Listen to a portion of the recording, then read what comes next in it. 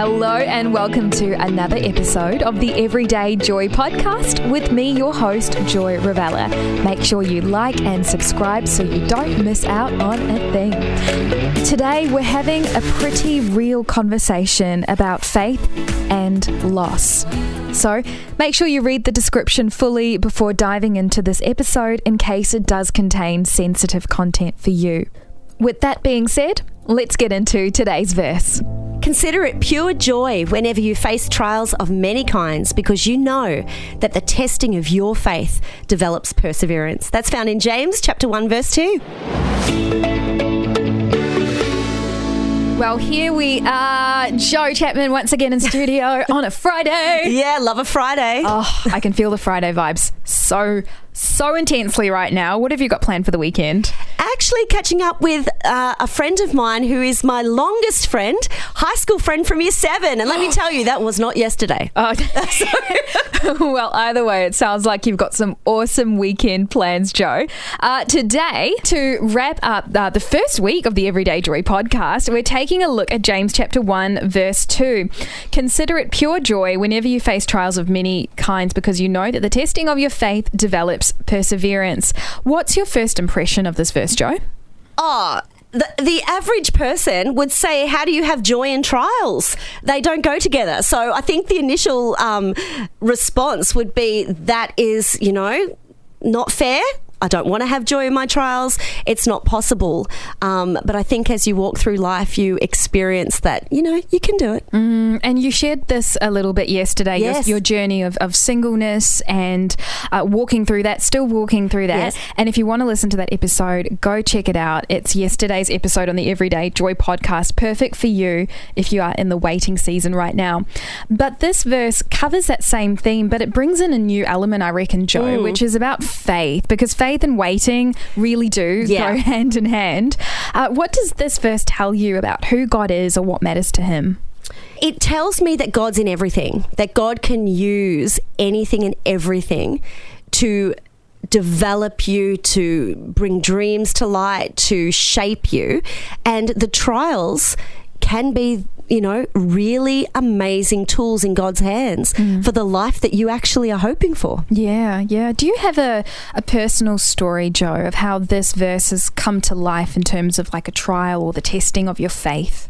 When I was about 20, for 2 or 3 years, I prayed every day, Lord, give me great faith, and I don't care what you have to do to get me there. You did not. I did. I really wanted the gift of great faith. I don't know why. It was a burning passion.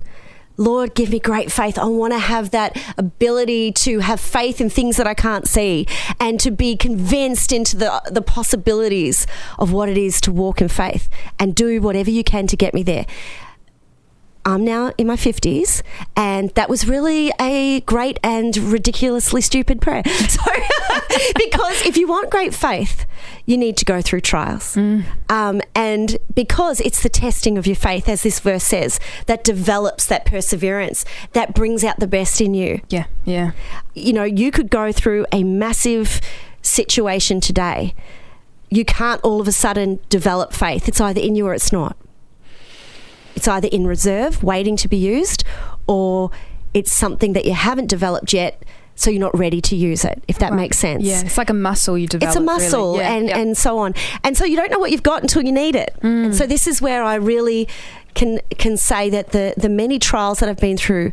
When I was 36, I was pregnant with my 4th child. And I already had a little girl. She was 5, and I had 2 boys. Tim was 3 and Sam was 20 months old.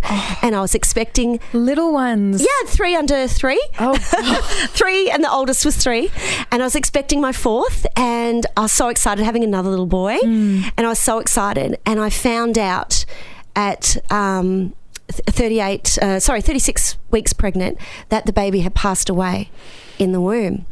And I just was like, I cannot explain, out of all the trials I've ever been through, a stillbirth has been the most life-changing, as in it changes who you are forever. Piece of me I can't explain it. If you know, you know, and anyone out there who's been through it, love and prayers, it's difficult. But you require some faith when you're told that you need to come in and we're going to have the baby. You go through labour all the same way anybody else does. They try and shield you, and you go through labour the same. Then I held that little baby in my arms and just, looked at him, and he was beautiful, looked like my others, and brown hair, and all I could think of. And my ex-husband, my husband at the time, he said to me, what are you thinking right now? And I don't say this for me, I say this for God's glory, and I say this from a point of developing faith. I said, my God is so good to me. Wow. As I hold my little boy crying, because you know what? I wouldn't take back that time in any way, shape or form, because unless a child is conceived, they don't have a place in heaven. Unless a child is conceived, their spirit isn't, have a possibility to be united with a God who loves him. He's missed earth, but he's made, he's skipped the earthly part and gone straight to heaven. And the point about faith is this: how I was able to help be okay in that situation was the activation of faith. And if you want to go back and listen to Wednesday's podcast about the eagle and about soaring and not fainting, God enabled me. He activated wings of faith that I could look at the bigger perspective. I now had something that I could share with other people who go through child loss. God has now got my son in his arms. Even though I was holding a child in my arms deceased, Jesus was holding a child fully alive and fully present in heaven, and I'll see him again. But the activation of my faith was that I could soar above and look at the perspective of what is God doing here. I can't see it today, but I'll see it tomorrow. And it was just a precious experience. Being grateful, some of what we talked about yesterday in the waiting. You wait 9 months to have a baby, and then to only have him pass away. Yeah. What did I have to go through that for? What was I waiting for? And I may not ever know, but God is trustworthy. He gives you new strength. Yeah. And when you have a trial and you see that God comes through, the next trial you can activate your faith and say, being in a situation where God's been fully present with me, I haven't understood it, but God knows it. God loves me. So this is that perseverance that you can activate the next time you go through something. Yeah, and for you listening right now to this podcast, you are literally a part of the fruit of your perseverance, Jo, because right now you would not be here so vulnerably, and also from a point of victory and faith, be sharing this story that's encouraging this other person listening right now, if you had gone down the track of bitterness and allowing it to consume you. So for you listening right now, you're glimpsing this verse coming to life through Jo's life.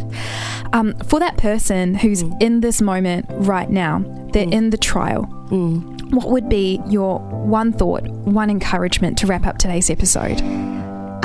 There is joy in the trial if you look for it. Even in a really difficult circumstance, what is the joy?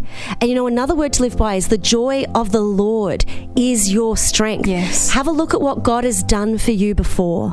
Have a look at what God has done for other people, because he doesn't have any favorites. You know what? I also have a lot of sass. If you know me in person, and as you get to know me on the podcast, I'm pretty sassy. See, I was in the car and I said to the enemy, you think that you've defeated me. You've taken away a child, but you've actually empowered me, because I will not let you take away from me. I will, with God, partner to bring faith, to bring hope, to speak life, to turn that situation and trial into victory, not just for me, but for the next person that goes through a stillbirth. I will sing the praises of God and tell the next person, your best days are still coming. So know there's joy. Today, find the joy. Today's trial will be my tomorrow's victory, and will be the victory of another person to hear it. James chapter 1 verse 2 says, "Consider it pure joy whenever you face trials of many kinds, because you know that the testing of your faith develops perseverance." The main point I want to look at today is what Jo mentioned about finding the joy. Now, I know it sounds a little cliche, but this is where it's a little different for us who have a faith in God, because it's not simply finding the joy, It's finding the joy that we have in God's strength. It's not pretending like everything's okay when it's not.